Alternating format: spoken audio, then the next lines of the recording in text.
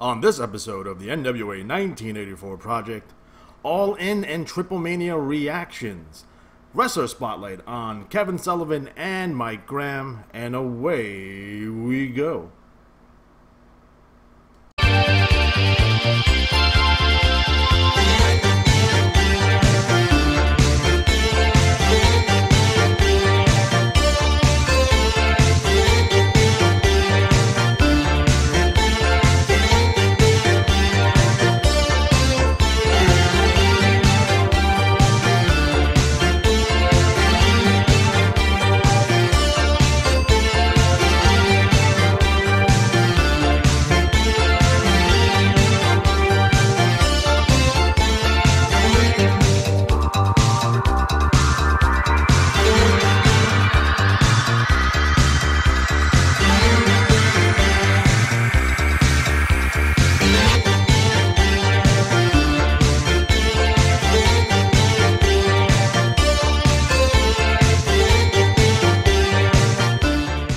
And welcome back to the NWA 1984 Project. I am your host, Juan Cena, and with me, as always, is Matt Riley. How are you doing tonight, Matt?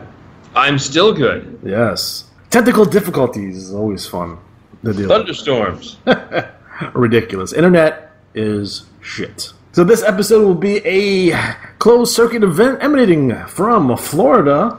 The main event of this show, Bruiser Brody taking on Abdul the Butcher for the NWA World's Heavyweight Championship. Oh, that would have been fun. Yeah.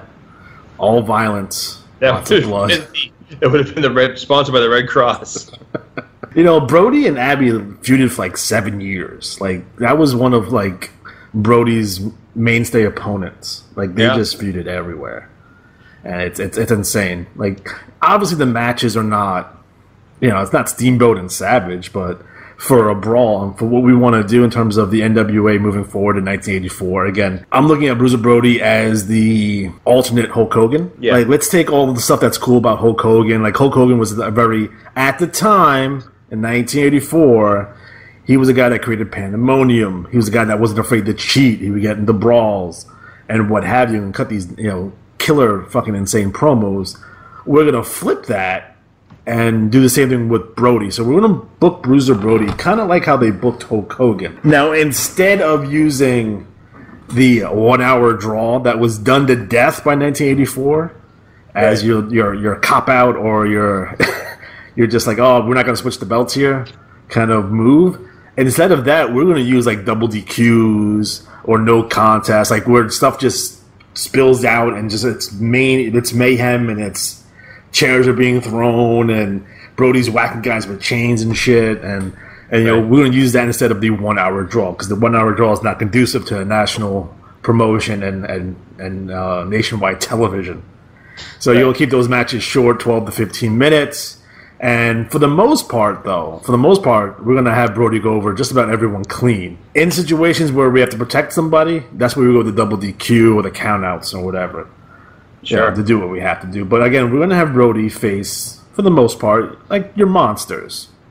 Yeah. So, you know, obviously he's fighting Abby on this show. He's going to have an upcoming match against Ox Baker, just for no fucking reason, just because I like Ox Baker. We're going to put him against King Kong Bundy. We're going to put him against One Man Gang. We're going to sprinkle in some guys with, you know, with like real wrestling credentials. Would it be, you know, Flair, Steamboat, Roddy Piper, Dr. D. David Schultz.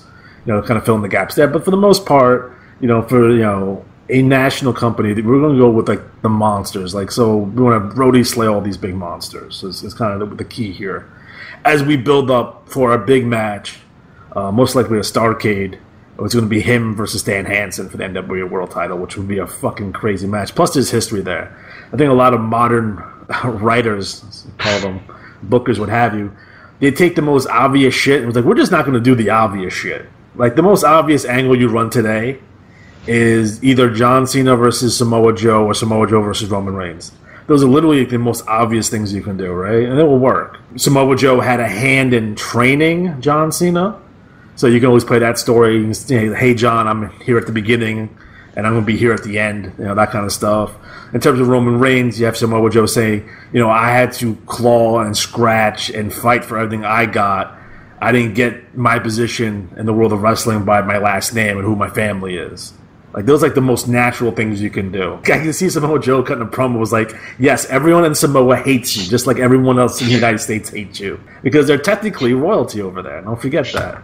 Again, that's very conducive to the, let's do obvious stuff. So, again, a Stan Hansen versus Bruiser Brody feud is super obvious. They started together. They are tag team partners. They're friends in real life. They go everywhere together, and that's a feud where you can have, well, Brody won the title, I didn't win the title, now I'm jealous. Really a real simplistic story to tell.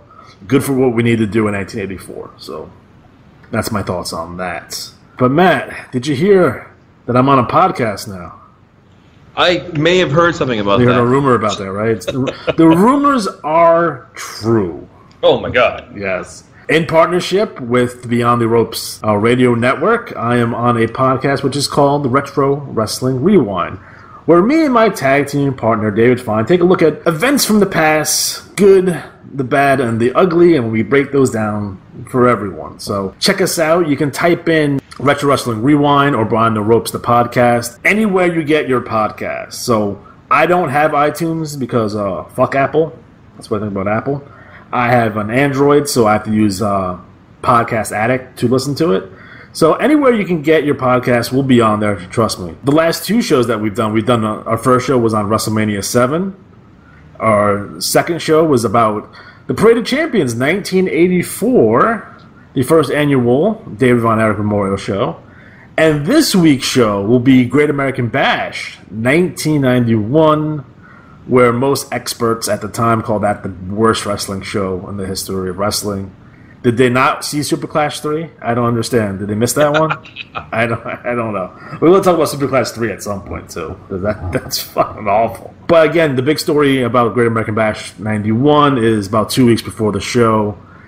Ric Flair was fired/quit or whatever, and he goes to WWF with the belt and what have you. And they have to kind of rebook the entire show to put Wyndham to replace Flair, vacate the belt, and put them together in a cage. So, again, a lot of shenanigans and tomfoolery in that show. So check us out. Again, that is Retro Wrestling Rewind. Be kind. Listen to Retro Wrestling Rewind.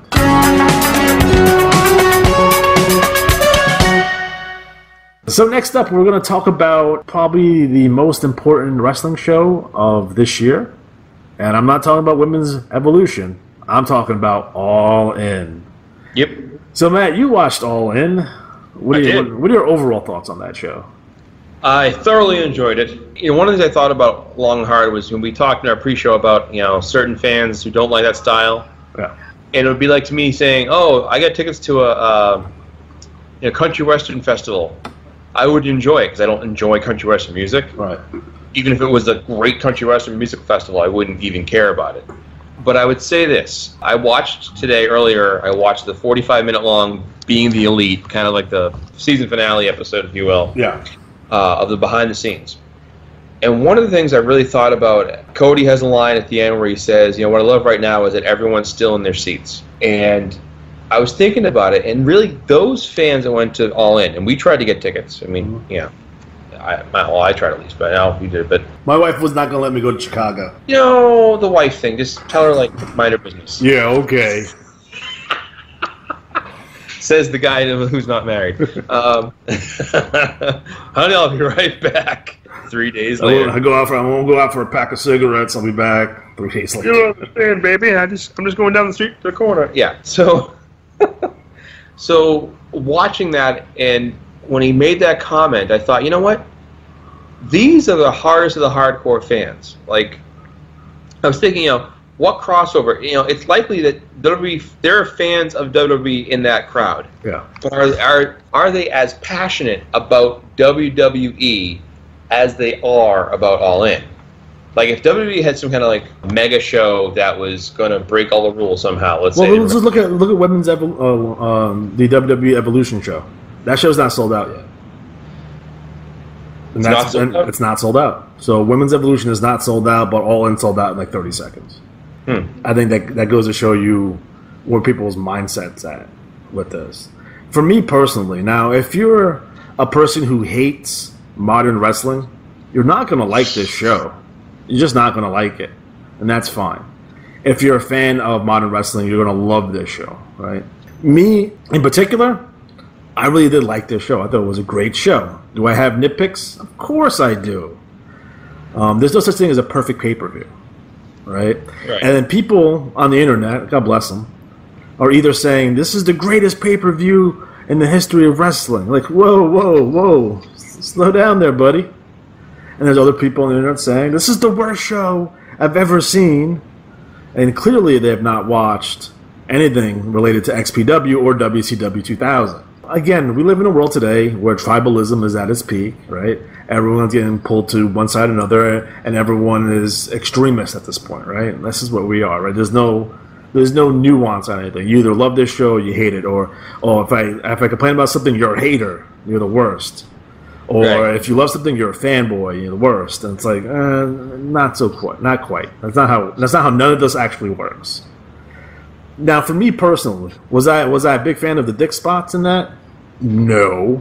Not a big fan of that, right? It's just not for me. It's not something that I enjoy personally. I'm not going to kill the whole show for that. That'd be ridiculous, right? There were so much good things about that show. I'm not going to let that deter me in any shape or form whatsoever. Was I a big fan of using Black Machismo in that spot? Now, I'm the biggest Black Machismo fan. I love Black Machismo. I love Randy Savage. I thought it was really awesome that Lanny Poffo came out, but he didn't do a poem. How come he didn't have him do a poem? I would have had him do a poem. Jerk. But that's just for me. But my issue with that particular match is that was a match for the Ring of Honor World Heavyweight Championship, which Jay Lethal is the current champion. And to me, it's like, you're kind of shitting on the belt a little bit here. You know what I mean? Especially, like, it's pretty up on the card, and you're doing kind of another pseudo-comedy match here with Flip Gordon. And this, to me, right here, was a showcase of how good Flip Gordon is. Now, he might be a crazy person in real life, which if you follow him on Twitter, I think you understand that he's a little out there. But they're fucking professional wrestlers. They're all fucking a little bit out there. That's kind of the deal, right? But he's someone that's super talented. I think he's going to get bigger and bigger. I think this whole event, and with the book flip movement, all out, and he did his little party in the parking lot. I think that they made him a star in my eyes. So I'm looking forward for big things for him moving forward, in the rest of 2018 and going into 2019. I think all of them really come out of this really with a strong. There's no one that kind of looks bad on this show. Like, there's no one that was quote unquote buried. There was no one that looked ridiculous. Again, were there some production flubs? Yeah, it's probably had to do with the fact that their lead producer was arrested that morning. Apparently, he had warrants out in Florida, so that's never good. So the guys in the back, had to pick up some of the slack there. So yes, they botched that interview in the beginning of the show. We're supposed to they sent it to Christopher Daniels' interview and ended up being a Nick Aldis interview. Yeah, they screwed that up. But other than that and them running out of time at the end of the show, shit, that happens in other pay-per-views all the time too. Don't forget that the ECW first pay-per-view, Living Dangerously, they almost ran out of time there too. Heck, in WCW, Halloween Havoc 98, they did actually run out of time. And we didn't see the main event. So that would have killed them. But they made it with 3 seconds to spare. So again, am I a fan of the Young Bucks? Yeah, I think so. They've had killer matches I've seen with the Briscoes, and I've seen killer matches with them with David Richards and Eddie Edwards and Kyle O'Reilly and Adam Cole. Like, those are like the matches that I enjoy. I don't like some of the other matches that they have, but again, they're super talented. And I figured that's why they're in the main event, because if you're going to cut a match, you're probably going to cut that match down. They had to rush at the end, but they made it through. So I guess the question that we will have to ask ourselves here, is this the peak of independent wrestling, or is this just the beginning? So that's something that we're not going to find out for another year or two. I think we're going to see a lot of things. It's when you have a franchise type thing get launched. Okay, let's say All Into next year is in Atlanta or LA, and they do it at a 20,000 seat arena, and that sells out. Right. Because it will. It becomes a matter of what. Because there was a line in that video of the Being the Elite where they talked. I think it was Matt said, I have a new respect for promoters because of all the work we had to bust our asses to do to get the things ready for this. It's like being a wrestler is easy, just show up and work. And I really feel that if they want to, they could probably do 2 shows next year. Have 2 nights? They could do one early, let's say they do it in March, right before WrestleMania season gets totally overwhelming. and you could do one in the fall. You know, I mean, if you want to do 3, it depends. It depends how much work they want to put in, because I think now that they realize they're going to sell those tickets, yeah, it makes it easier because they can book the show with some more variety. You know, like who do they bring in for the next show? What happens in the next plot line? Do you have another NWA title defense? Is it, you know, Kenny in a tag match or somebody, Kenny versus somebody again? And, you know, they're smart enough where they can run angles on other people's shows and just import the angles. So if you have a hot angle in Ring of Honor, you can import that match to an all-in type show, because not for nothing, most of the people who are watching that show are probably going to watch, you know, Ring of Honor, CZW, PWG. So you can actually import angles, and you don't actually have to put them on. You don't have to have a TV show to promote it. You kind of promote this match through other, you know, other promotions and other, you know, independents out there. It's something that can be done. Don't forget that you have the NWA 70th anniversary show, which is going to be a big deal. That's going to be in Nashville at the fairgrounds. So we're going to see the crowning of the new NWA national champion. So be on the lookout for that. In terms of the comedy shtick that was on that show, you know, to me, they had no choice but to do that. In my opinion, I think people were expecting it. Number one. And if you didn't do it, you're going to let a percentage of your audience down. That's number one. Number two, I think if they didn't do it, a lot of the so-called haters would have been like, see, when it was their money on the line, they didn't do none of that comedy bullshit. Right. And they're hypocrites. So I think, you know, they were put in a corner where, not that crossed their mind. I'm not saying that, because that was probably didn't cross their mind, but if they didn't do the Joey Ryan stuff on that show, if you didn't do your Black Machismo stuff on that show, if you didn't have the woman in the Battle Royal doing the intergender stuff, if you didn't do all that shit, they would have been called out for being hypocrites. So I do think that the dick spot was so over the top, it was hysterical. Like, I was laughing so hard. And there's great pictures of the crowd reactions, like, you know, as it's going on, laughing like crazy. I do think that we have enough of an audience that you can do the goofy matures. I mean, remember ECW did the over-the-top sexual stuff? Yeah, I mean, there's always been a place for comedy in wrestling. We've seen it 1,000 times. Let's be honest here. Even if you go look at Memphis Wrestling, for Christ's sakes. You know, they would have ridiculous shit on their show all the time. WWE had ridiculous show. ECW, for damn sure, had ridiculous shit on their show. I just don't like for me personally, it's like, I don't necessarily mind the comedy all that much, although I do prefer a serious product. The explicit sexual stuff, I'm not a big fan of, because I can just go on Pornhub and hook myself up with that. Like, but I'm a type of person that has to have all my food separated too. Like, I have to segregate my food. I can't have my food touching one another. So I can't really have my porn and my wrestling touching one another. So, but that's just me. That's just the way I am. You know, I can't, you know, and I'm also the type of guy who I defend on this show the merits of the Dungeon of Doom, which is ridiculous. They had fucking monster trucks. How is that not awesome? I liked RoboCop when RoboCop came out with Sting. You know what I mean? So, not a big fan of the Arquette stuff that they've done in the past. I'm not a big fan of that. You know, I'm not a big fan on male on woman violence necessarily in any form, whether it be intergender matches or girls taking, you know, power driver spots through a table. Because I have a daughter, and I'm gonna have to explain to her to say hey, listen.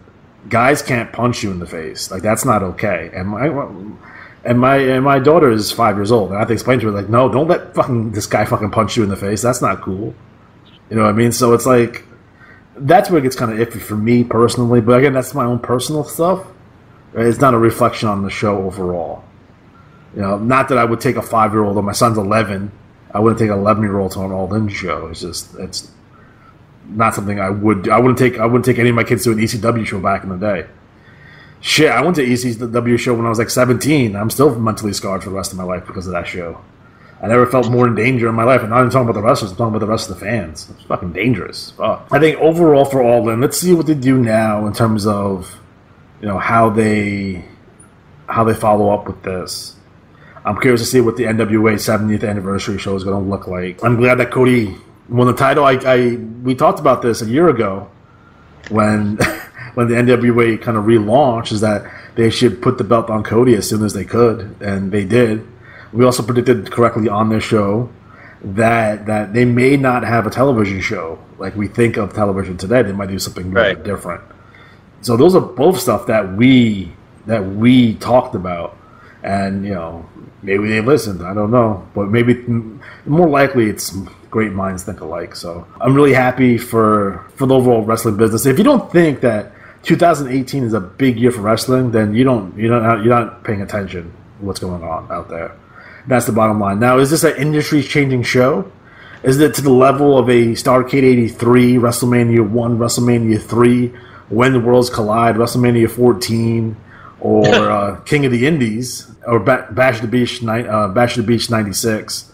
We don't know. Maybe when we talk about the shows, I'm talking about not angles. I'm not talking about TV. I'm talking about pay-per-view style shows that change the industry in one night. Would this make the list? It's very, very fucking possible. I think it is. It shows that there is an audience out there that'll support it, and I think because they put on a good show, it even more so validates people's support. Right. The question out there is that did they deliver? And I'll say 1,000 times yes, they delivered. They did exactly what I think they exceeded some people's expectations. Then they surprised a lot of people. I thought the matches were all done well. I think it was Marty and Okada who stole the show. That was my favorite match on the card. I liked Omega Pentagon. That was my favorite. Heard Pentagon's getting signed to WWE. So really, that's the rumor out there right now. See how that goes. So he's been a big deal for the past 2 years. So probably a little bit more than that, but. Yeah, I think he's been on my radar for at least 2 years. So, but the cool thing about independents kind of remind me of the old territory system, where it's like guys are in 6 months and they leave. You know what I mean? Yeah. You don't have guys like Randy Orton on TV for fucking 12 years, and every time you see him, you want to fucking vomit like I do. And Randy's a hell of a talent, a hell of a worker, but every time I see him on TV, I'm just snooze. It's like they're burnt out. It's like I want guys to come and go. That's why NXT is so good, because in NXT you only have a finite amount of time with these guys, and it, so you enjoy the shit out of them. It it puts more pressure on the writers down there, because you have to get these guys over. You got to get them over quick, so you can't fuck around and you can't do stupid shit, because these guys have to get over and get over now. So that's where we're at in terms of all in overall the show. So congratulations to everyone involved. I hope I get to attend next year, because for this year I am attending WWE Evolution, because it's in the Nassau Coliseum. So I already bought my tickets for that, and I'll be at Ring of Honor and MSG. I already bought my ticket for that as well. Are you gonna have a table? I'm not gonna have a table. I just show up and have a gimmick table under your jacket, pop it out. Sir, what are you doing? Listen, I'm signing autographs. Well, it's tough. It's tough because it's not, MSG is rough because there's no parking lot. It's underneath the ground. So I can probably do the Nassau Coliseum though if I really wanted to. But fuck that. Sometimes you want to go as a fan. You want to enjoy the show. So I'm actually taking my daughter to the Women's Evolution show. So I think that's gonna be cool. So I think we're gonna have a good time on that.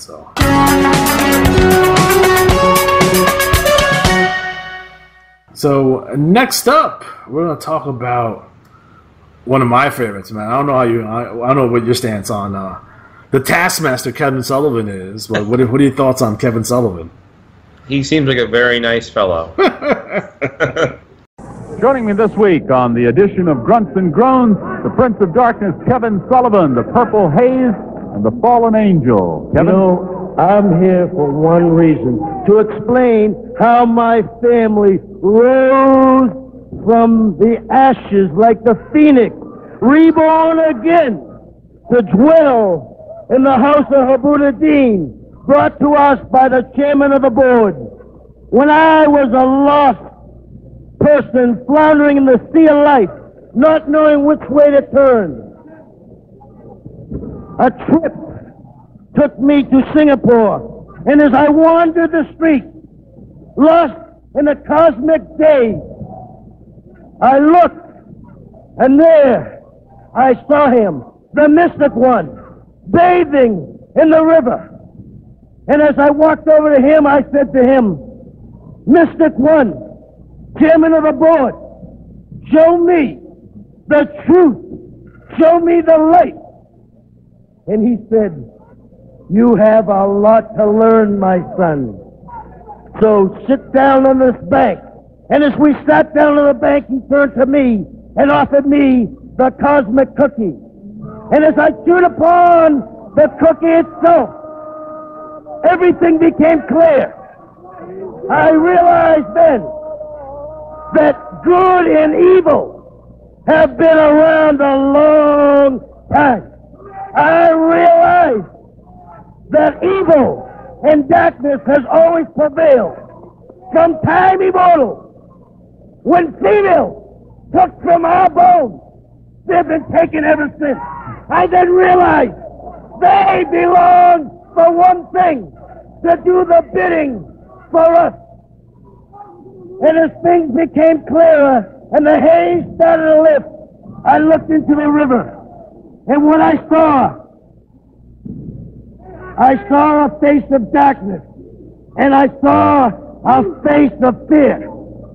And that fear was Black Jack Mulligan. Yeah. His big, ugly head rose. And then as the Mystic One gave me another beetle nut to chew on, he took me to the river again. And with Og by my side, the purple haze arose. And they told me to look in the river once more. And as I looked into the river, there was not one head. Now there was many. It became Mulligan. It became Wyndham. It became Brody. And it became the lost sheep, the one that left me, Superstar Graham. And I realized then that all the pain that all of us have gone through was for this final conflict. The 12th hour is upon us. The lines are clearly drawn. It is the children of the light against the men of darkness. And the tunnel where the light has come is going to close on Savoli's army real soon, because now we are in our final hour. Okay, fans, there you have it from Kevin Sullivan, the Prince of Darkness, along with the Purple Haze and the Fallen Angel. That's this week's edition of Grunts and Groans. We'll be back with more action. I think... Are you surprised that he still has that accent, even though he's lived and been all over the world 1,000 times? Like, his Boston accent's so fucking thick, it's ridiculous. No, I think if you want to keep it, you can keep it. Like, my accent comes out when I'm really tired, you know, and, you know, I think if you want to lose, you can lose it. But as far as Kevin Sullivan goes, this again, he is the most prototypical Irish Catholic Bostonian name. His name is Kevin Francis Sullivan. Like, you can't get more Massachusetts than that. Yeah, his work over the years has been so good, and you know, he was a trendsetter in a lot of ways. You know, going to a darker place than most people. I'll never forget the time he choked Precious with a coat hanger. I don't know how that didn't get them thrown off a television. That was just like, oh my god, he choked her with a coat hanger. All right, well, whatever. I loved his stuff as his sinister bad guy stuff. I thought the feud with Jimmy Garvin was fantastic. That was just me, but he had so many good feuds, and of course, he was your Disciples of Doom pal. My son, the real white-fingered tiger, the immortal Hogan, tonight earlier, took the bait and is creeping deeper and deeper into that trap that you have set for him. He fell for the trap, Father, and tonight, in the Dungeon of Doom, the slaughter of the immortal Hulk Hogan will prevail! Taskmaster! The path you've laid is perfectly clear. Only a man that was ready for combat would follow it. After what happened with Kamal in the ring, brother, I held your whole army at bay. The Shark, the Zodiac, and Kamala, brother. Bring them all out. Let them feel the power of Hulkamania right now in the dungeon, brother. And as they fall at my feet, you'll feel the power. And then, your most powerful possession, bring him to me. Bring the giant to me. I've fought giants before, and I can't wait to fight your most powerful warrior. Because etched in stone, only Hulkamania will live forever, Taskmaster. You don't understand. I will destroy Hulkamania. Because I am the son of a giant. Yes! That's good! That's good!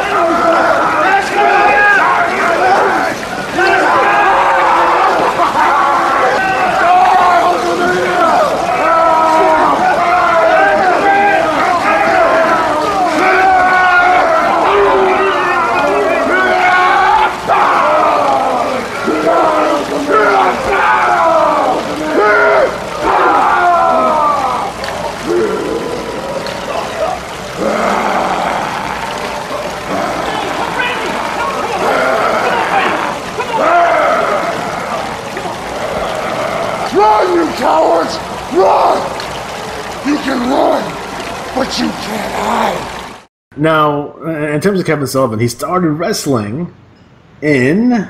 What year was his debut? He started wrestling in 1970. But he's been doing this for quite a while.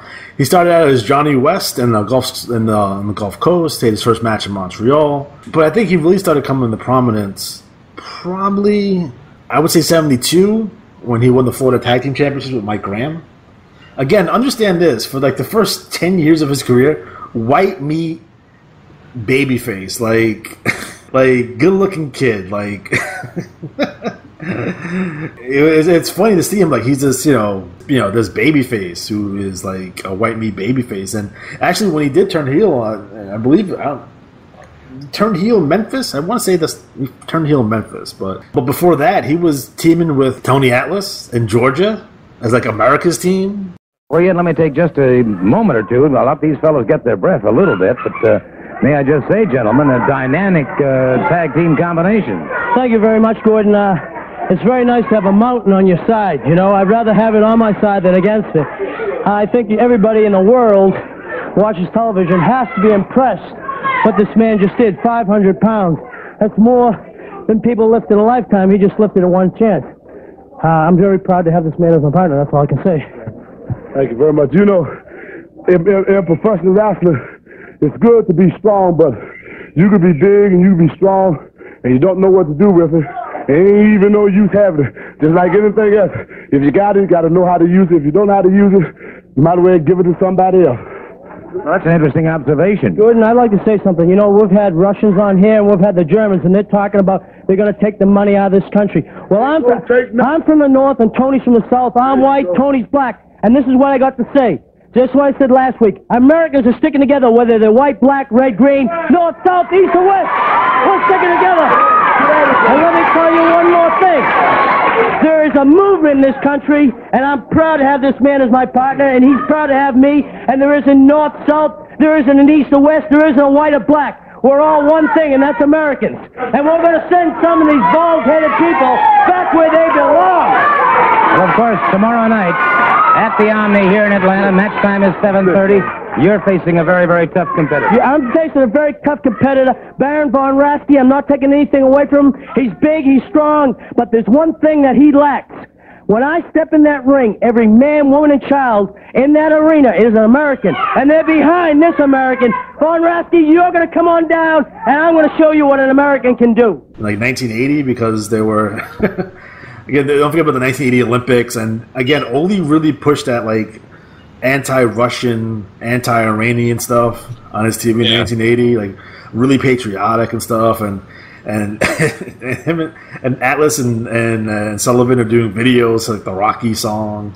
And it's completely insane. And again, it's funny to me to see him as a baby face, but you know, again, we see him in his first heel one. I want to take a moment right now to talk to Kevin Sullivan. We're going to be seeing him in action in just a couple of moments, but we've talked about intensity, and here's a young man that has an overabundance of it.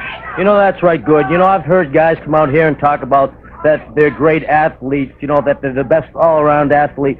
And, you know, we were talking trivia back there, me and you. You know, there's been a few people that's been able to play two sports. Like Dave DeBusschere played baseball and played professional basketball. Gene Conley a few years ago did the same thing. But nobody in the world has ever succeeded in being the top in three, and I have. I've won bodybuilding titles, hold the world's weightlifting record, and I am the top in the field today. I don't have to talk about my body. The people can just look and see. They see the top conditioned athlete in the world today, whether I'm in Augusta, Columbus, Ohio, Columbus, Georgia, Chattanooga, it doesn't matter to me, Gordon. And I want to get back to one thing. You know, here, finally justice was served. Jimmy Garvin, the little punk that he is, got what he deserved. You know, he's been edging Buzz Sawyer on, edging him on, and finally, the buzzsaw shut him up. Because Garvin, he's from the same mold that guys like Tommy Rich, the Armstrongs, I call them the clones. You know what they remind me of? The Leave It to Beaver series. The little one's the Beaver and the bigger one's Wally. They go around bumping into each other. They have no concept of what's happening. This, guys like Rich, the Armstrongs, and Garvin have no comprehension. This is where it's at today. This is the hotbed of wrestling. This is Georgia. I don't have to say anything more. And he's in the first family with Jimmy Hart. In just a moment, hey, I want to remind you on the 10th, that's tomorrow, Campbellsville, Kentucky. Big action there Thursday, May the 14th, Huntingsburg, Indiana. Now, let me tell you about a super card. I'll give you the entire card a little bit later because it is so big.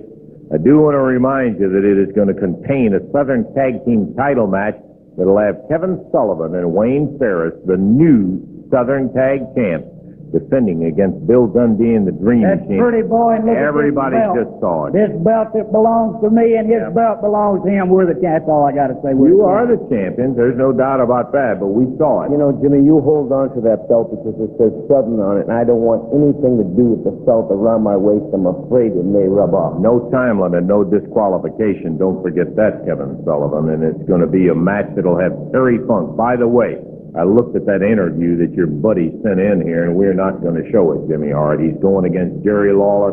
It'll be settling up time, but we're not going to show the interview.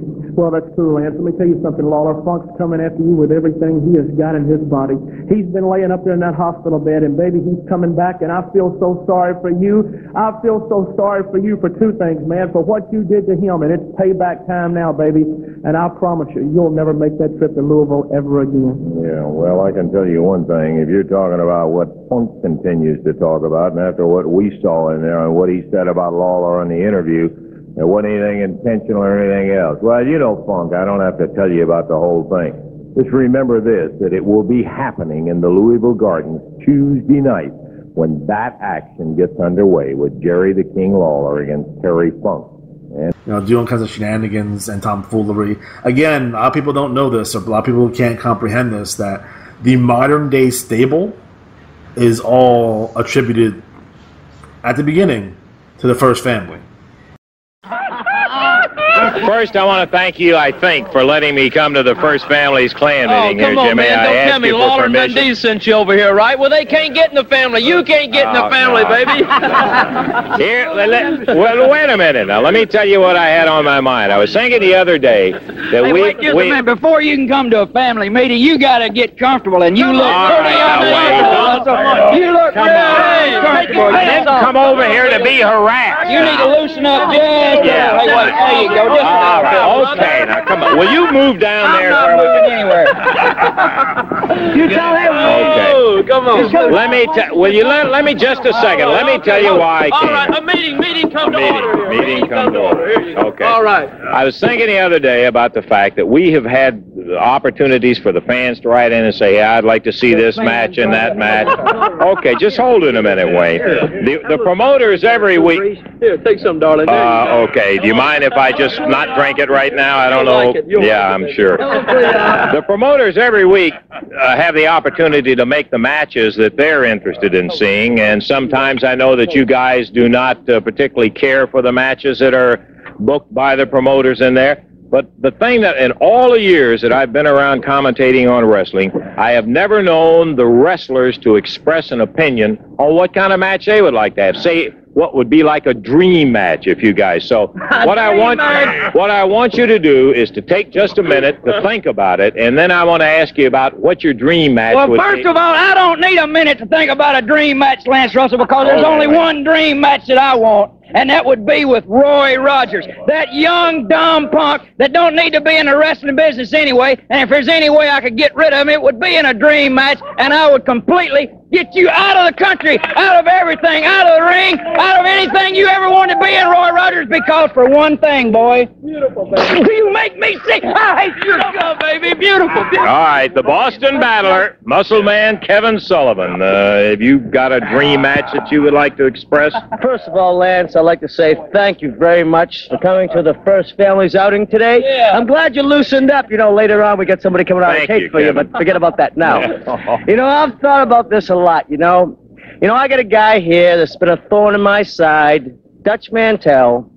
And I don't have to tell you, because everybody out there and everybody knows here how he's ran for me, how he's hid for me, that shell-shocked idiot. I can't get him to stand still one time. I know, thank you, Les, because you're here on our family grounds. The boys will tell you, isn't he afraid of me? Yeah. See? Unanimous. Yeah, that's scared of death. And as everybody in this area knows, I'm probably the king of the battle royals. So The king. The king. Baby, not okay. properly the. Thank you, James. So I was thinking was this. A battle royal, someone always gets hurt in a battle royal.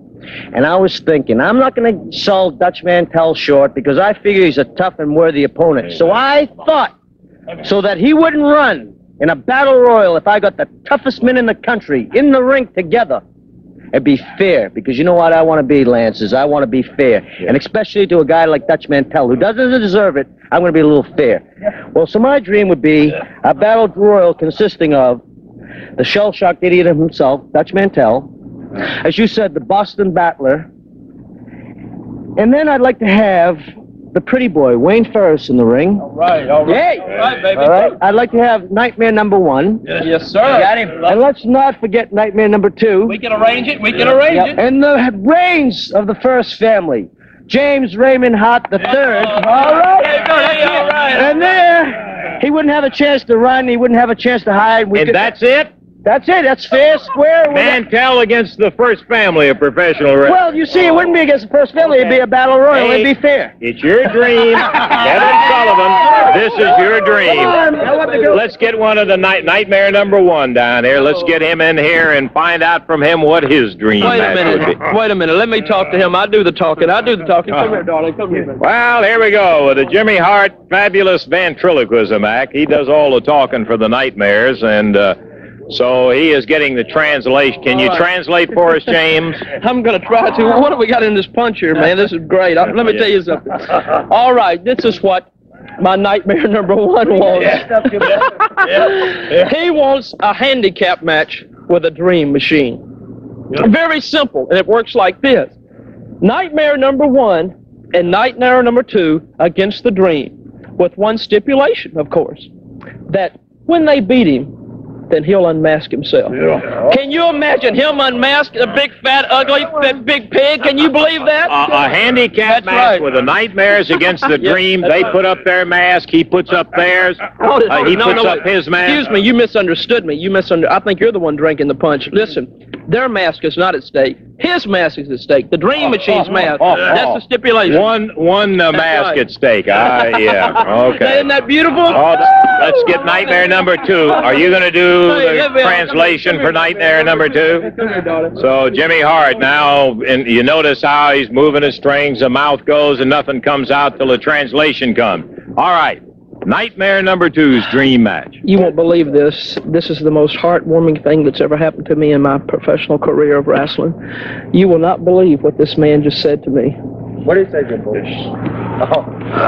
Lance, he just told me that his dream would be mine. Anything that I want is what this man wants, because he loves me. I'm the greatest thing to ever happen in his life. Thank you. You're the greatest thing ever happened. Okay, so nightmare number 2 has no dream. We've gotten the first family's dreams in there, and we appreciate the opportunity to... Wait a minute, excuse me. Well, you didn't ask me about my dream, baby. My dream, what about my dream? Yeah, like it or not, I'm going to get Jimmy Hart's Because if dream. he gets a dream and he's going to give it to me, then I want my dream. Okay, Jimmy, what would your dream match be? Excuse me. This is my dream. This is my dream, baby. I want to get Jerry Lawler into the ring. I want to get him in a boxing glove match. I want him to have boxing gloves on, baby, because you know in high school, who was the #1 professional boxer? Non-professional, but I call myself professional in high school, Jimmy Hart. Who won Golden Gloves? Jimmy Hart, baby. Come on, tell it like it is. I'm not telling you. Fight it too, but the referee kept on stepping on his head.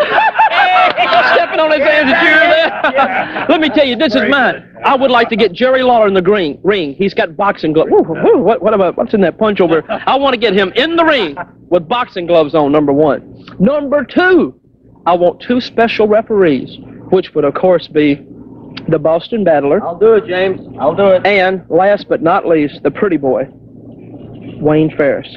2 special referees. You got it, darling. 2 special referees, Lawler in boxing gloves, but I want the Southern Heavyweight Championship belt put up. For this reason, Lance Russell, Jerry Lawler came out here on TV and he told everybody, boy, Jimmy Hart, you've done the greatest thing in the world for me because bringing in the Hulk, and he beat the Hulk, he beat Jack Briscoe, Dory Funk, Terry Funk, Jimmy Valiant, Austin Idol, I can go on. Well, that moved Lawler up in the rankings, right? Well, baby, if he has that match with me, then I'll win the match. And then he'll be down at the bottom again. Look at this, 18 each arms, Lawler. Look at this, 18-inch, baby. Look at these biceps. Look at this body. Look at it. That's your deal, baby. Lawler, can you take it, baby? Boxing gloves, Southern Heavyweight title shot match, plus, last but not least, my special referees, Sullivan and Ferris, baby. Come on, Lawler. Come on and get it, baby. Hit on. Boy, that is a dream, I got to tell you. Okay, your typical fun-loving American family, and so as we say adieu to the first family of professional wrestling, we'll have more on Dreams later on.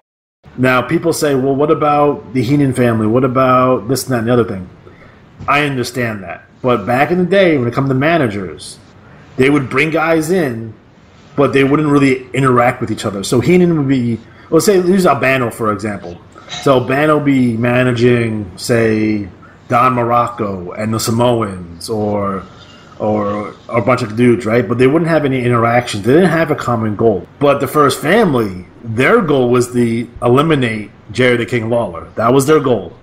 I love it, thank you, but I ain't going to be able to wear it if I get through, but I love the color and everything. When is Chick and Wayne and the Nightmares coming back? Okay, that's fine. Can you raise my back up a little bit right now? Oh, God, not so fast, please. Please, the foot, that's a foot button, the foot button. The foot button. The foot of the head. Oh, the foot. Look, Kevin, my leg is broke. You're killing me. You are absolutely killing me right now. I'm telling you. Okay. Please, just stop, please. Okay. I'm sorry, I'm snappy. I'm sorry. Please. They can't. The camera's not looking at my gown, is it? No. Come on, put down here. First of all, you told them we don't anybody know where we are, right? They understood. Hey, before we go any further, no one's supposed to know where we are, right? Correct? All right. Okay, if you raise it down one more time, but please do the button on the right. Down or up? Okay. Are you ready? Wait a second. Wait just a minute. Who would get? Oh, where's my glasses? Over there, Jimmy. Let me get rid of this. No, they're over there in the thing. We'll get rid of this here. Okay. I'll get these out of your way, okay? I don't want those stupid letters anyhow. Okay. Wait a minute. Here's my here. I'll move my prison, okay? All right. Everybody wants to know the condition of Jimmy Hart and the condition of the First Family. Well, let me tell you something right now. Don't you worry about Jimmy Hart's condition or the First Family's condition. You people of Memphis, you better worry about your condition right now, because let me tell you something, man. You are very sick. Y'all need help so bad. I need to try to bring in about 50 psychiatrists to help you out, because, buddy, you are in trouble. I've lived in Memphis all of my life, and I've never seen the worst taste of sportsmanlike conduct in my life from you people out there. I climbed in the ring, a Christian athlete all of my life, Memphis born and Memphis bred, an athlete, high school athlete. I have done everything from Memphis, Tennessee to put it on the map that I could possibly do. Cut million-seller records, everything. Climbed to the top of the ladder in professional wrestling and brought you in the best talent that has ever been in this territory. And I crawled in that ring Monday night with Jerry Lawler. And he used a chain on me, and he used salt on me. He used everything humanly imaginable. And you people were laughing and cheering. When he came off that top rope, which is illegal, you people went crazy. If he'd have had a gun, let me tell you something. If he'd have had a gun and blown my head off, these people would have gone crazy, Jimmy, Kevin. If he had an axe and said, let me cut off his head, they would have said yes. You know why? Because it's like I've told you before. All these Southerners, it isn't just Memphis, it's all the Southerners are sick, Jimmy. This is what's wrong with society today. They are sick. This is a real sick society. You could see it on their faces. There's faces that looked exactly like Kern's face, looked like Lawler's face. They're all sick. And Jimmy, as you know, the only thing sane in this world today is the family. We're the only guiding light left. We're the only thing sane. You look at the rest of society. Like you said, they were yelling at you everything, Jimmy, and that was your hometown. Can you imagine how it is for outsiders? They're just sick. But don't worry, the family will be taken care of. You're still the brains. We all know that. And tell those people what the condition of the family will continue. I love you. I love you, baby. Let me just say something right now, Jerry Lawler. I hate you, brother. And if I have to gain weight, if I have to gain 45 more pounds to weigh 200 pounds and come in the ring to get you, I promise I'll do it.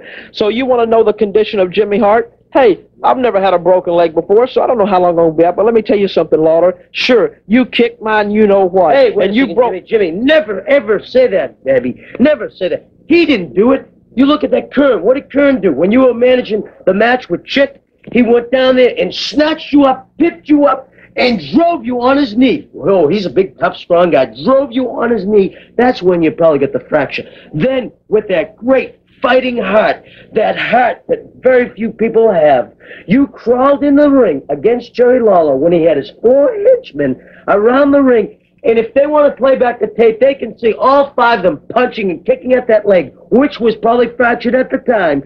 And then Jerry Calhoun came in and said, do you want to stop the match? And Jerry Lawler said, let it continue.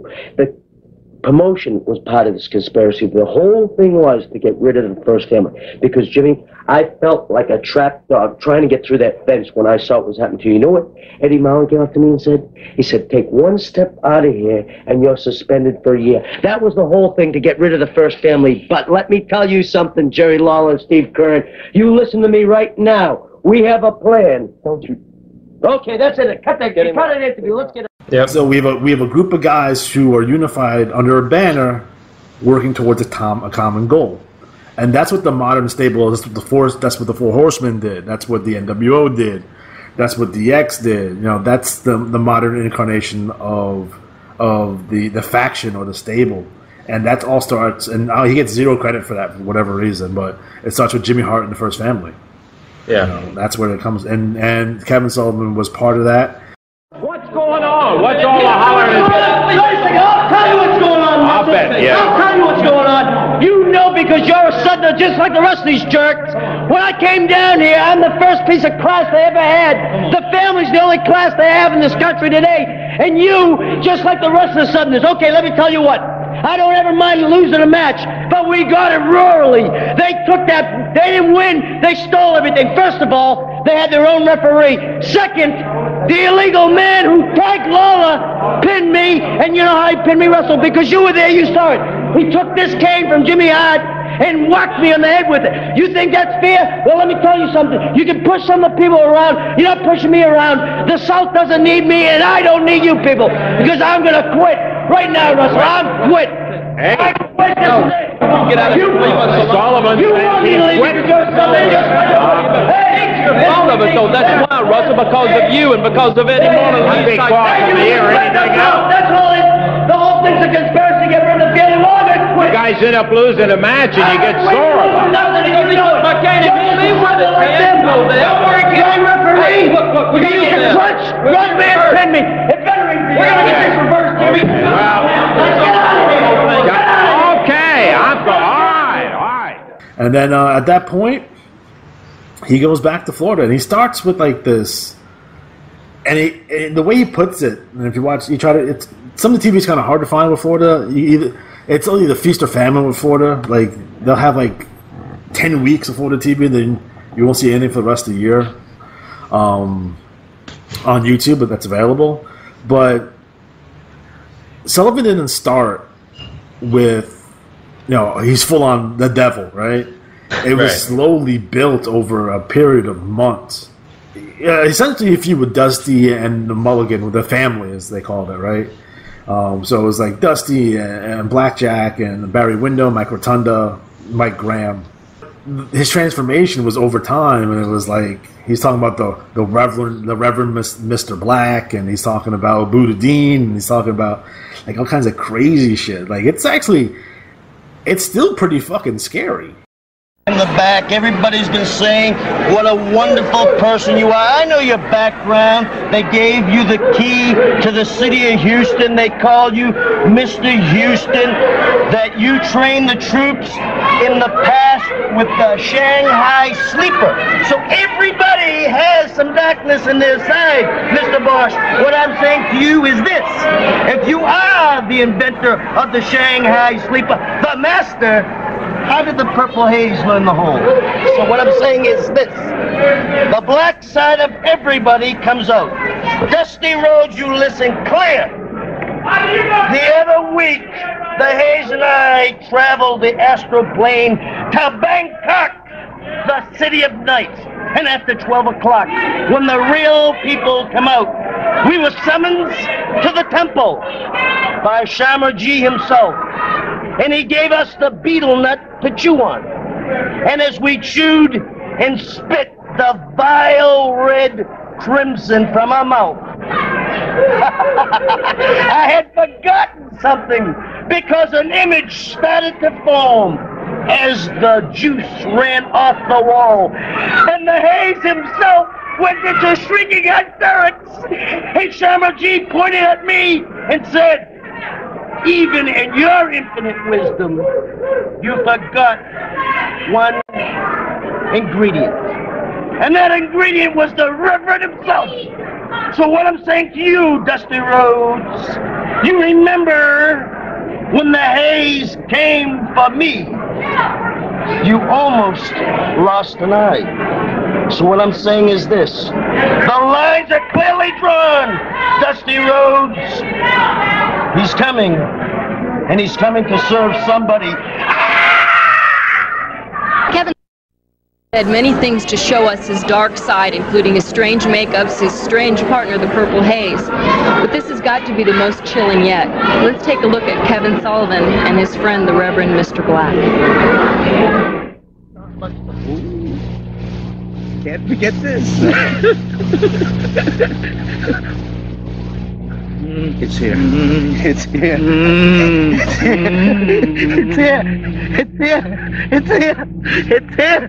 It's here. It's here. It's here. Like it said it would be. They said it would be here.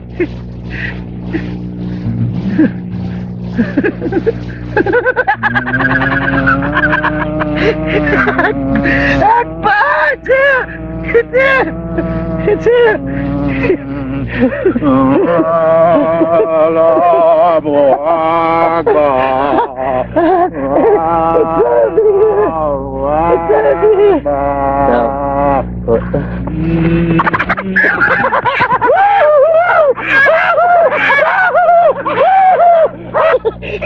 I knew he'd be here just like they said he would be. At the dark side.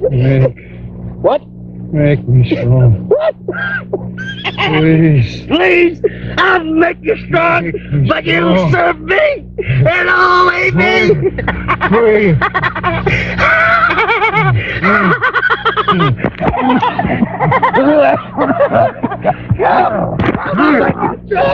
I'll make you nothing you want.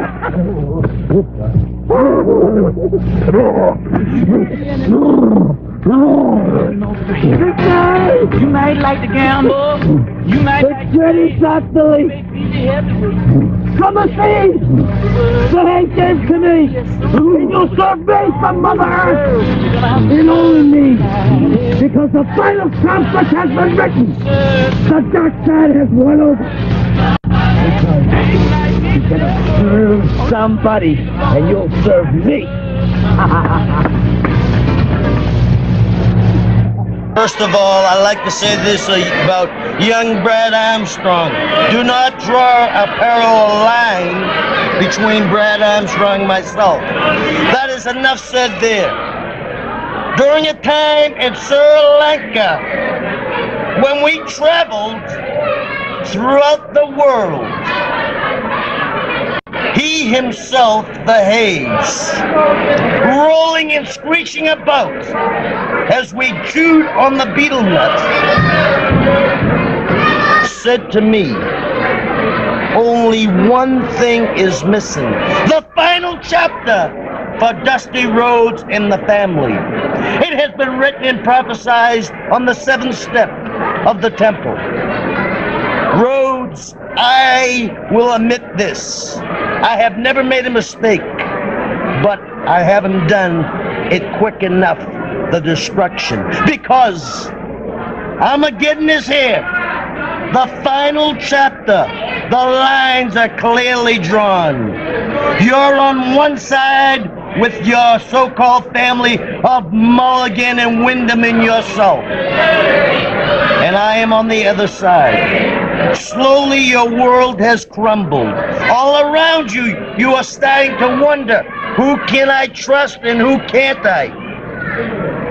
Well, you could never trust me, Rhodes, except for one thing. I will destroy, because it has been prophesied, and the man right there, the final ingredient for the final chapter, is here. And it won't be too much longer before your end, and the fire and the brimstone you will smell, because it is written for me to rule, and rule I will, because you cannot stop the future, and I know the future, the past and present, because I can travel. Don't throw the power. Interesting man indeed. Let's go to the ring. We're going to be seeing the Reverend Mr. Black for the first time here on television. Like, go watch that shit back. It's still pretty, like, the shit he's saying is, like, horrifying. And I can only imagine how people felt about that, like, in 1982, 1983. Then you have, like, all these guys. You have, like, Mark Lewin as the Purple Haze, and Mike Davis and Bob Roop and The Lock and Luna Vachon and Fallen Angel, which was Nancy Benoit. And Rhodes, ex-child of light, listen close and listen clear. You cannot stop me now. The 7 points have come together. The third star has merged. For 18 days, you have tortured me and humiliated me. You said you're going to give me 30 more. Well, let me tell you this. Call it off now. For 18 days, you have tried to torture me, abuse me. Don't you realize that any other mortal man would have fallen to you by now? And every day, my power feels that your power gets darker and darker. Call it off now. I cannot take 30 days. And I offer you this. Call it off now, or you will see the haze. It's up to you. What's it going to be? I can't take 12 more days of torture, because if I do, from the pit, the purple haze will come, and then you don't stand a chance to be beside us, to rule together, the three of us, because Rhodes, you are dark side now. You are just like me. In good and slowly, you talk about me being off the mainstream. I see you carry the old Egyptian ways around your finger. And it was completely nuts. And yeah, she's coming to the ring. You know, he has her by the chain and shit, and they're doing all kinds of creepy. He had fucking King Curtis. You know, Sullivan, my son. Like, that stuff was completely out there, completely insane. I'm actually shocked that they were able to even put that on television in 1982. Like, that's really far out there. Like, there's no way they could put that on national television back then. But essentially you have a guy that's worshiping the devil. He never explicitly said that, but it's funny because like Mulligan would call him a con man, and then like Sullivan had like the coolest response to that. It's like, yes, Blackjack, I'm a liar. I'm a con man. I don't believe anything I'm saying. It's my crib. You see, Blackjack Mulligan has been making statements that I don't believe in what I'm doing. The people that follow me, he says, are weak. People that follow me are controlled by me. Take a look at these people around here. They don't look controlled. People that follow me for one reason, Blackjack. Truth. You see, your past is no bed of roses. Everybody knows that. Your two young sons who you worship and adore are your possessions. These happen to be my possessions. And the ultimate conflict is this, Blackjack. Do I really believe in what I'm doing? Or do you believe in what you're doing? Or are you that frightened that I've been offered everything? Gone past lusting for the flesh, transcended the higher plane when her Buddha Deen and myself took Maya Singh when he was floundering from the sea of life and gave up one thing to become Maya Singh. Vanity, Blackjack. Barry Windham, you're vain. Tyndall, you're vain. That whole family is vanity-stricken. Mirrors all over their house. Bob Roop is no more. He's despised because he gave up vanity. The purple haze came from the sea, sent to me by the chairman of the board himself. For one reason, to do my bidding. Vanity had nothing to do with it. You see, Blackjack, the fallen angel, when she got a hold of Meha Singh and set him free, things have done this. Possessions of mine. I didn't will this on these people. They did it on their own accord. Because when I met with Og and took the Cosmic Cookie, and I took two of them, one to get there and one to get back, and I went to the Amazon River in my mind, and I met with CV, and he danced with the light just to be where I was at. You see, Blackjack Mulligan, there is no control anywhere but here. I control everything.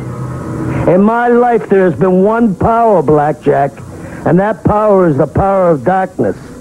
You have fought that for a long time. The horrible thing that I've intended to do, Blackjack, you know in your heart when you lay your weary head down and the demons dance with the light, you're wondering what I'm going to do. You're wondering how far I'll go. Do you remember that girl you took from me, Blackjack, the lock? You never mentioned whatever happened to her, do you? Well, because of that, there has to be a sacrifice made today. And the sacrifice, Blackjack Mulligan, is this. She came to me on her own accord, slapped by me and touched by the golden palm. You understand, Blackjack, I have a way with everybody. Now it comes to this. Her vanity will be stripped because you shall learn this. Anybody that follows me gives up something, and I'm in control all the time. I'm ready for a sacrifice, and I've talked about it for a long time.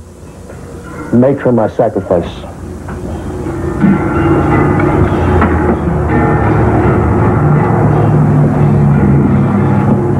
Wait. What the hell are you doing? Do you know what you're doing? You shut up! Like I told the Colts, I know what I am doing.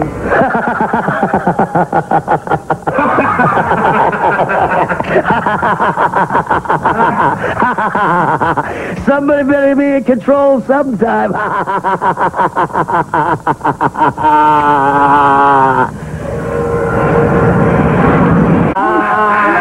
Vanity.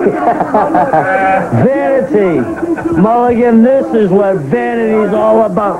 I said take no prisoners. I said a sacrifice. This isn't the horrible thing, Mulligan. If this ain't it... You don't know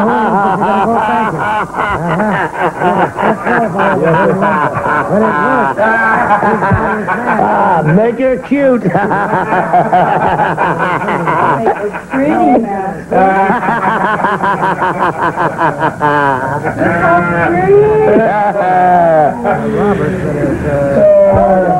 State line. We're going to take a look at the Blackjack Mulligan, do you really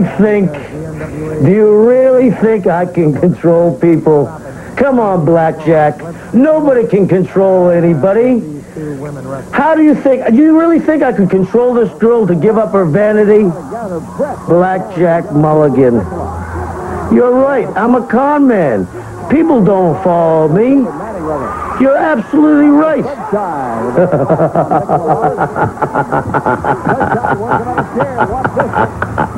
I can't control people. You're right.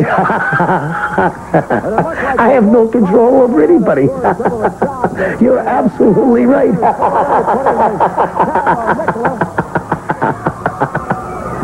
Like he was saying, like such a sarcastic voice. I was like, what a piece of shit. It was funny because Billy Graham joined them, which seems like an odd fit because it was. But eventually he turned babyface and he cut this promo out in the desert where he's like, he's strapped to the desert and he has scorpions all over his body and they're going to remove the poison out of his blood. Humperdinck and Kevin Sullivan have joined me at the desk, and the question that I've been asked most this week is why. You had an incredible wrestler in superstar Billy Graham, and after what happened last week, everyone wants to know why. Everybody in the wrestling world is talking about what happened here last week with superstar Billy Graham and Kevin Sullivan. Well, let me tell you something. Superstar Billy Graham, you're a weaker man than I thought you were, because you fell to the weakness of the flesh. Tell them about it, Kevin. You know, Barbara, when Humperdinck brought the star to me, I brought him myself. I took it upon myself to bring him to Habuda Dean. When I took him to Habuda Dean, I put myself on the line. But obviously, Graham was lusting for that girl. That had nothing to do with it because that was my property, superstar. He went one step too far, and I could see something in him that had to be eradicated right then, Barbara Clary. I'd like to take another look at that to see exactly how easy it was for us to take care of Billy Superstar Graham, get him out of the picture for good. Go ahead and roll that videotape. I know you got it back there. All right, let's take a look at the situation. Go down that doll. Referee. Look at him, man. Now, this is insane. Wait a minute. Superstar Billy Graham just put a stop to that.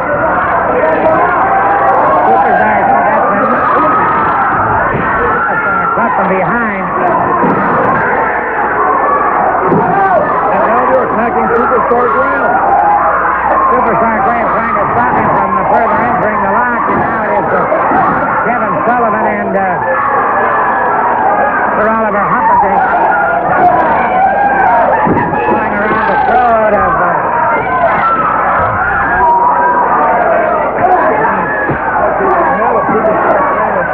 lacerated. Kevin Sullivan is clinically insane. There's just no stopping him. And it is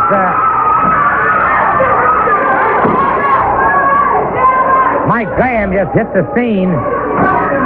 Mike Graham just hit the scene, and that cleared the area. And he made the mistake that many, many people have made by sticking their nose where it doesn't belong. When Sullivan was disciplining his slave, Superstar Billy Graham had the audacity to try to stop him, but now Superstar Billy Graham is out of the picture. Now he's not around Florida anymore. Now he's not here to bother me and Sullivan anymore. We've gotten rid of him for good. I'm confident. Let me tell you something, Barbara Clary. Habuda Dean has instructed me to be the keeper of the gate. And obviously, Superstar has never happened to me before. Superstar showed weakness. For 2.5 years, I have reigned without any problem. Superstar caused problems, and it was up to me to get rid of them for good. And what you saw when I smashed the chair on his head and led a vicious attack, I made sure that Superstar would be gone from the face of the earth for good. Well, that may be so, but I have been sent an audio tape and some photos that are allegedly from superstar Billy Graham. So why don't we take a look at those photos and listen to that tape right now? What are you trying to say? Listen. First of all, Kevin Sullivan, I want you to know that I am alive and I am well. I am not in an Egyptian tomb in Cairo. I am not dwelling with the headhunters on the Amazon River. I am not in the jungles of Borneo and Sumatra with the prehistoric pygmies, nor am I with the holy men in Calcutta and Tibet.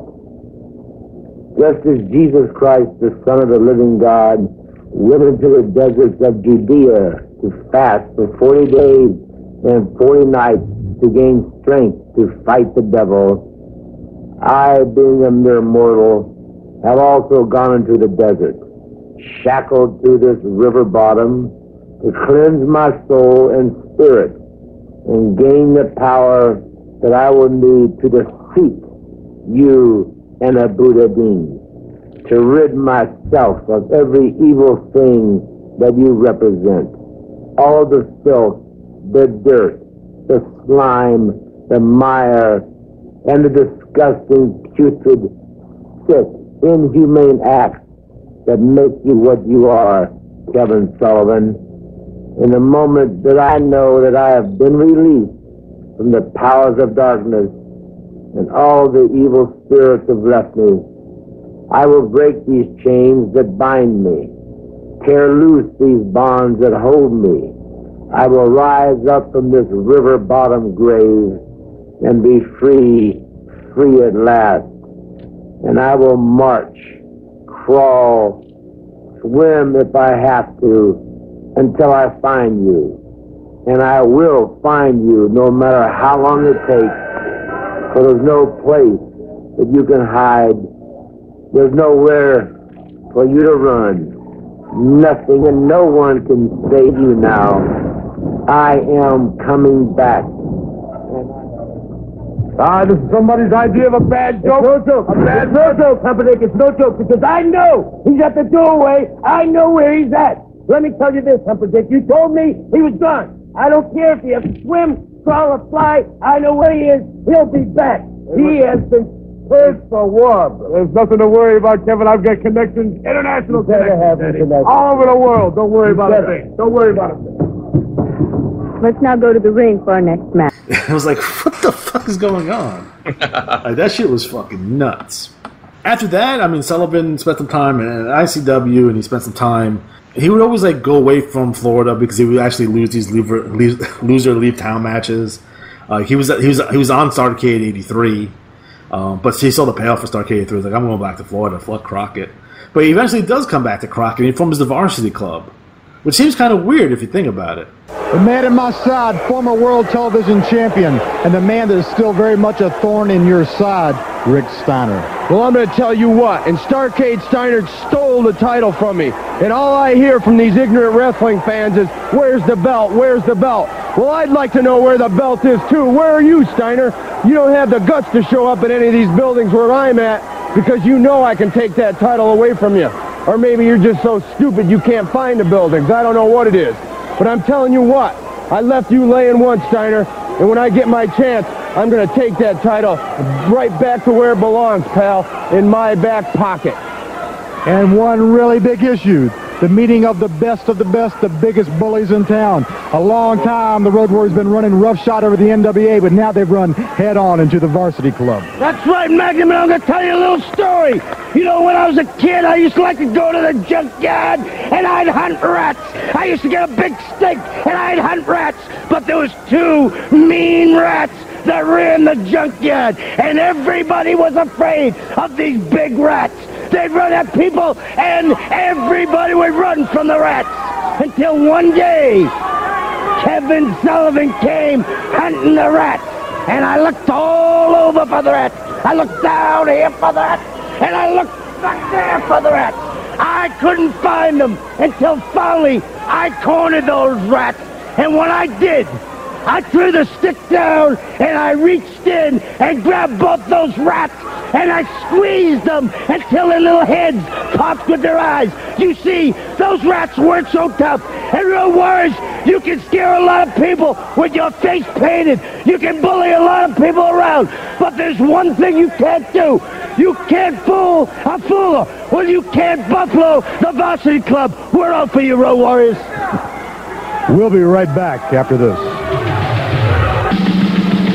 Like, okay, you have Sullivan, who's the leader of the varsity club with, like, the college guys, like Mike Rotunda and Rick Steiner. But to me, we've heard stories now about the stonemasons and the skull and crossbone society. That's what I thought that was. Like, you ever see like the guys at the fraternities with they're in the robes with the paddles and all that shit. That's what I think that's what they're trying to do, but it never came across on television. After that, he would be on the booking committee. He wouldn't be on the booking committee. He would book for a while. He would come back and forth to WCW. Had a short stable with Cactus Jack and Buzz Sawyer called Slaughterhouse. Took some more time off. Came back as the manager of One Man Gang and Black Blood. And eventually he cut Elegante's hair, which is other ridiculous stuff. He managed Kevin Nash as Oz, but he wasn't Kevin Sullivan. He was the Wizard. They could put him in a mask and he was the Wizard. Started going over to FMW in Japan to do crazy shit. Worked over in Wing. Spent some time over in Smoky Mountain, like from 92 to 94. And during the same time frame, he's in and out of ECW. So, he's working kind of the independents here for a while. Comes back to WCW. He starts doing the Dungeon of Doom stuff. So, the Dungeon of Doom, they kind of had Sullivan as a babyface for a while. A lot of people don't remember that he's teaming with Cactus and his goofy dyslexic brother, Dave Sullivan. And they're baby faces, and they're fighting like the Nasty Boys. And they have like crazy matches with the Nasty Boys. But when Hogan comes in, and Hogan comes in, and then Dave Sullivan starts dressing like Hogan, starts acting like Hogan, and pissed off Kevin Sullivan. And they started to feud against then Kevin Sullivan started feuding against Hogan. He turned Bruce Beefcake to the Butcher, and he turned on Hogan, and then he brought in Avalanche, and they called themselves the Three Faces of Fear.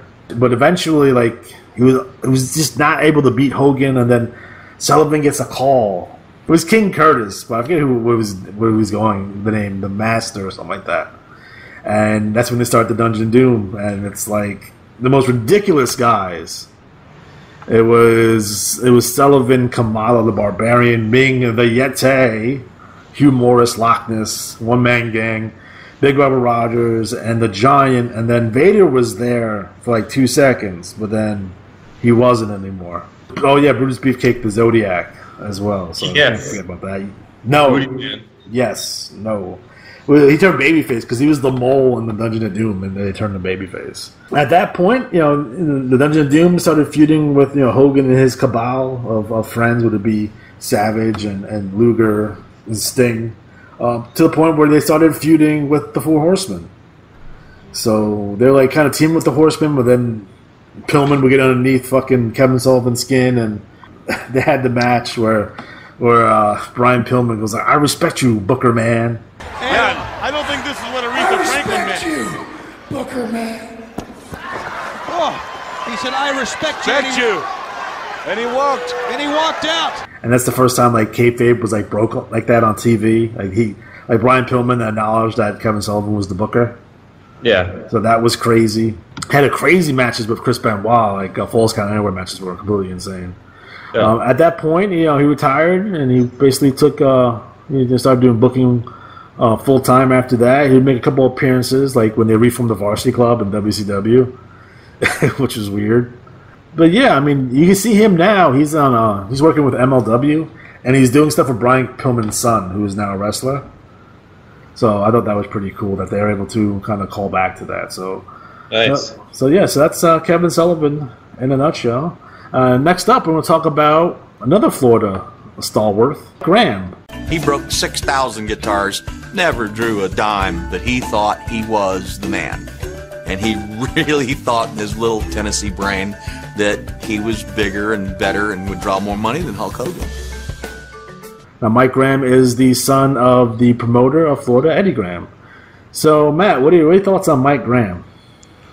I'm not as experienced with Mike Graham we never saw him very all that much, especially throughout the 80s. I know for me, he was kind of a background figure. I just feel like I always saw him in magazines. It was always like he was getting a lot of publication time. Again, he's another small guy who's 5'8", 230. But I don't think he necessarily wrestled all that much in terms of like light heavyweight division. I know he did earlier in his career, but I guess for him, his biggest success obviously came in Florida in the 70s, teaming up with Steve Keirn. So it'd be Keirn and Graham as kind of like how I hate to even compare the two because Mike Graham is such a much better worker than Greg Gagne. How Greg was basically placed in the tag team with Jim Brunzell as the high flyer. I kind of feel that Mike Graham was put in a team with Steve Keirn. But Mike was involved in Dusty, turning babyface because he was the opponents. It was Eddie Graham and Mike Graham taking on Pak Song Nam and Dusty Rhodes. So he was there basically at the beginning. Again, he spent some time in AWA feuding with that piece of shit Buck Zumoff. And yes, folks, he's a piece of shit. Right. But never had a big national run because he started his debut was in '72, but never really, he really never had that big, WCW run, that big Crockett run. I know he worked some matches in 1991 for WCW. Was involved with like a lot more backstage stuff. Would it be working at the power plant or being a road agent for the XWF or Turnbuckle Championship Wrestling. He spent some time working in the WWE. Being backstage and working at, I think it was Florida Championship Wrestling, FCW, for a time, helping the next generation of wrestlers. But, the thing is like, I saw the statistic somewhere, and I don't know how legitimate it is. It may not be legitimate at all, but, the statistic was stating that you're more likely to commit suicide yourself if someone in your family has already committed suicide. And I kind of believe that because if you look just in wrestling, look at the Von Erichs and look at the Grahams. Like Mike Graham's dad committed suicide. Eddie Graham committed suicide. Right. And he committed suicide. Interview with Mike Graham since the tragedy that befell his family. And Mike, I hope things are beginning to straighten out in your life somewhat now. Well, Gordon, it's very difficult for me to talk about this sometimes. The last month and a half has been very critical in my life. And I thought about quitting.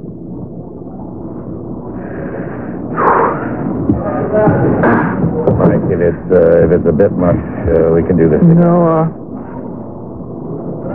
I lost, not just my dad, but my best friend. And without his help and guidance, it's been very tough. But the one thing that always avoided him was that World Heavyweight title.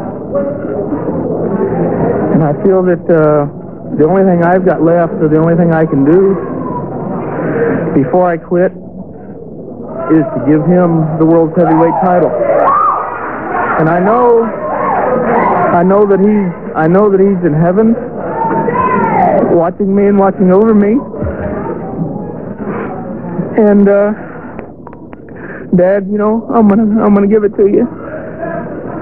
If it's the last thing I do, I'm gonna win that World Heavyweight title for the Graham name, and I'm gonna show you that you raised the winner, and I'm not gonna let you down.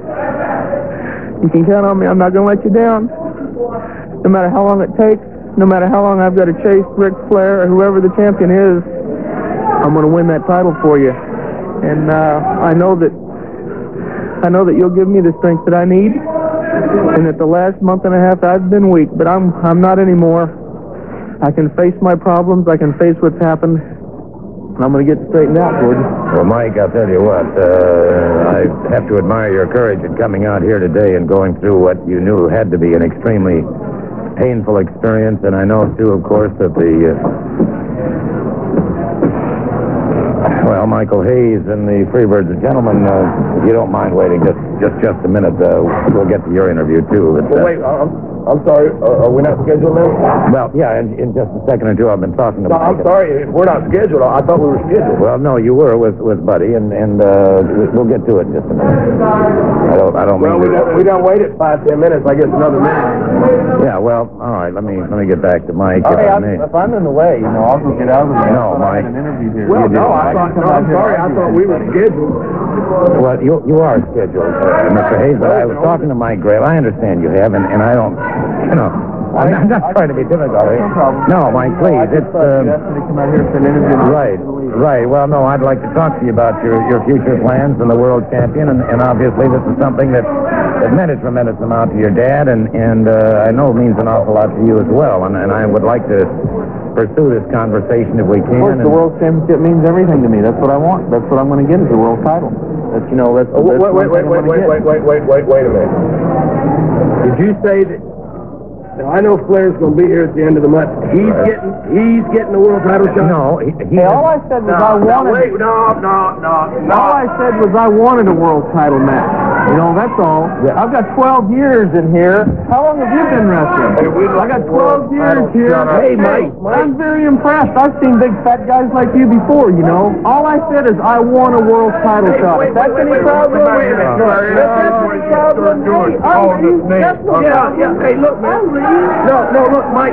I don't want no trouble. All I'm saying is, I'm not going for the same stuff that happened in Texas with the Von Erichs and his partiality, man. Now, look, Brian got his chance to wrestle Ric Flair. Taz got his chance. Dutch got his chance. And when Bam Bam was supposed to wrestle Flair, Flair didn't show up. Now, I ain't got nothing against nobody, but if anybody's going to get a shot against Ric Flair, it's going to be Terry. Hey, let's let our records show it. Let's let our records. Let's see your win-loss record. Let's see your record. No,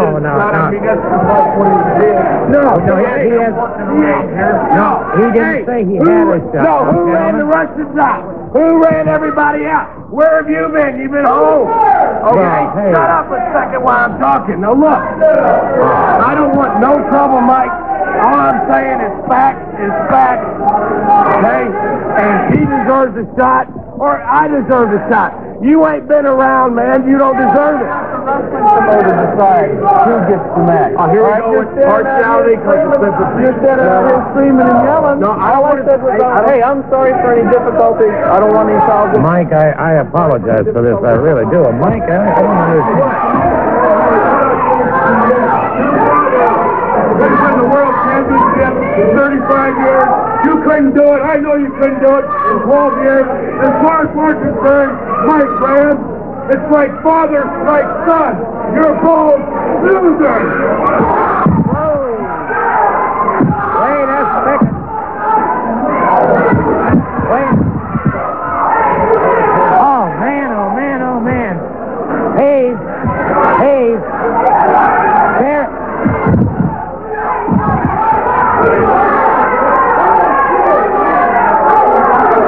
Oh, come on, Terry.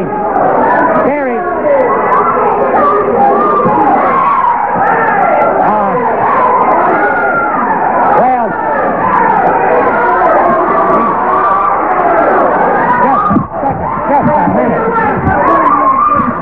just a minute. Oh, man.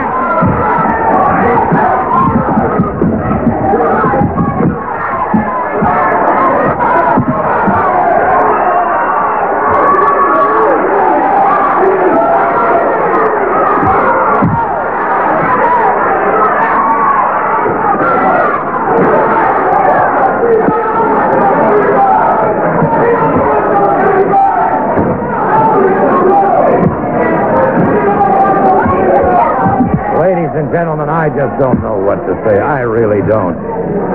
Ambition is one thing. Pent up hostilities, envy, jealousy. Who can honestly say what kind of factors came into play that would... Let me tell you something, you bunch of long-haired freaks. This isn't the first time my head's ever been split open. But you've drawn first blood. You said things about my father that I'll never let stop. I'm going to prove to you that he was more of a man than the three of you will ever be. As long as you live, your asses are mine.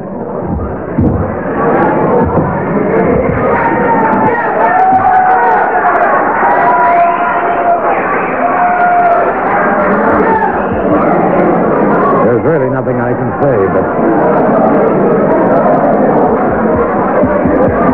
we'll be back.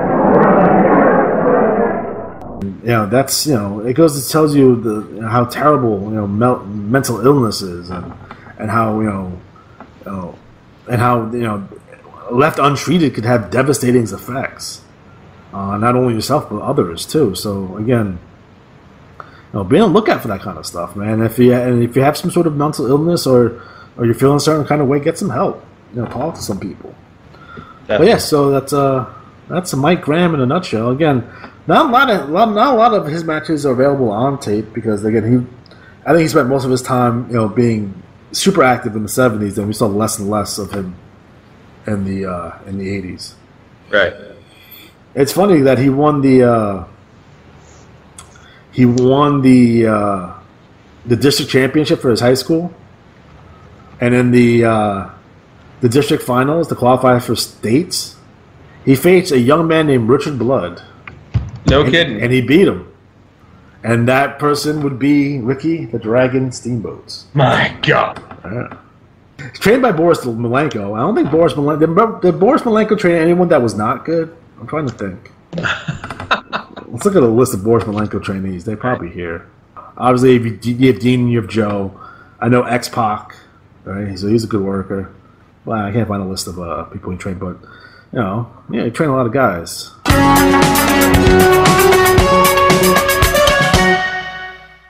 So, Matt, were you able to see any of Triplemania? A little bit, yes. What were your thoughts of Triplemania, other than it being a production nightmare? I always enjoyed it. About 10 years ago, I lived in Woburn, and I had Fios, and we got 3 or 4 Spanish-speaking channels. I know they've run. I know this is off topic slightly, but I know CMML has a weekly show on YouTube. Oh, do they? Well, I watch both CMML and AAA. Thoroughly enjoy AAA. Triplemania is always a fun show. It's always I love how they build up to it year to year. Like it's always a big deal. It's not like it's like, oh, we'll get something. Like they don't last minute, like last 3 months, figure something out. Like they plan. Yeah. I really enjoyed the one match I actually watched twice. Was the 4-way match of Brian Cage, Jeff Jarrett, I think it was Phoenix, and I'm blanking on the last person. Oh, Rich Swann. And that spot that went bad. It's one of those things like every so often in wrestling, you have to remind the fans this is a dangerous business. Like you got to be careful. And I know this spot wasn't supposed to go that way, but whenever I see fans in the front row get mangled by a botched spot, I'm like, that's sweet. So when that woman, particularly, is it Estrella Heisner? I don't understand, but like the woman who runs the organization gets destroyed by a bad spot. Yeah. Whoopsie. I believe that's Marisol Pena. I believe that. Yes, that's who it is. Yeah. So I enjoy it. Again, I think the history is really good. There's always a fun time. I think particularly with lucha wrestling, anyways, you take it with a grain of salt. It's like it's got to be flippy, for lack of a better term. What's lucha? I mean, yeah, like you're gonna get that. I call the assisted Irish whip, where the guy runs across the ropes and you just like don't even pretend to Irish whip. You just pat him on the back as he runs by you.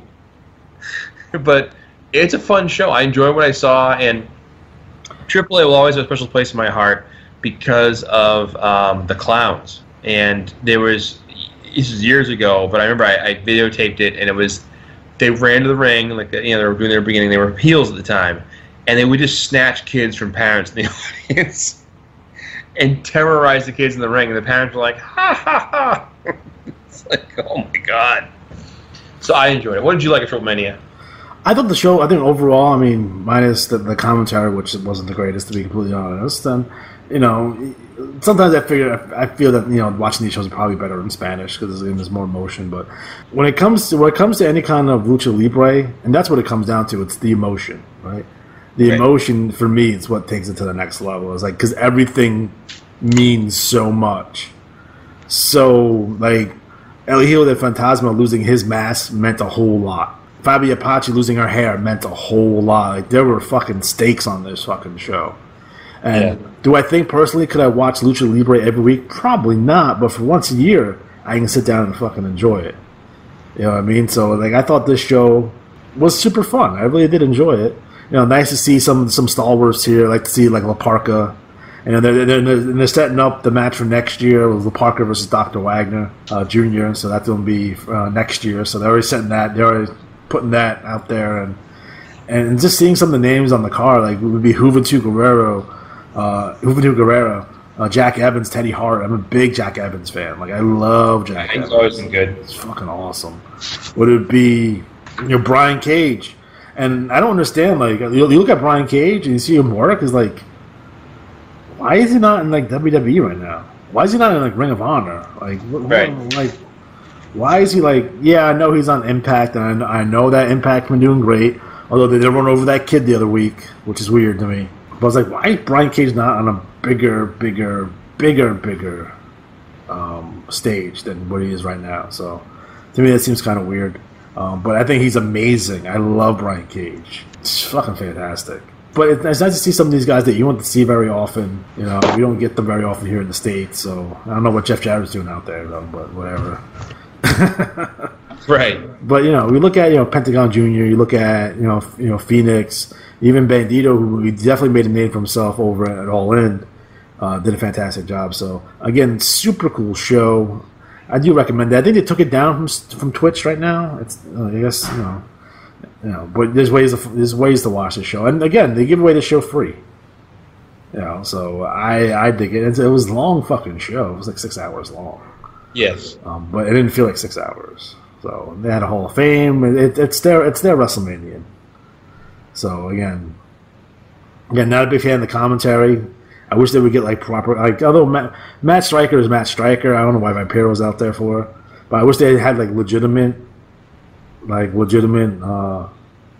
commentators for this. I'm not talking about like Jim Ross or something. I'm talking about, let's get some guys out there that are bilingual and can explain everything the right way. And I think that'd be a lot better than either importing someone who's not necessarily familiar with the product or getting someone who's an amateur to come do it.